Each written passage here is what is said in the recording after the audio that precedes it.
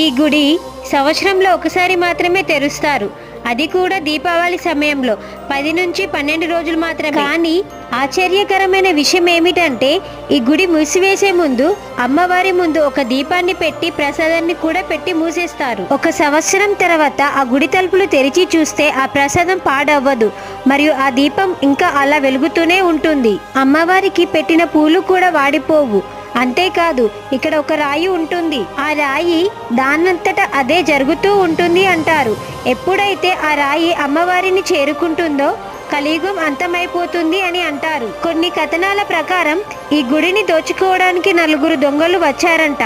కానీ అమ్మవారు వాళ్ళని రాళ్ళలా మార్చారట. దీనికి రుజువుగా ఆ రాళ్ళని మనం ఇంకా ఆ గుడిలో చూడొచ్చు. ఇక్కడికి మీరు వెళ్ళి ఏ కోరిక కోరుకున్నా కూడా తీరుతుంది అని నమ్ముతారు. ఈ గుడి పేరు హసన్ మాంబా. ఇది కర్ణాటకలోని అస్సాంలో ఉంది.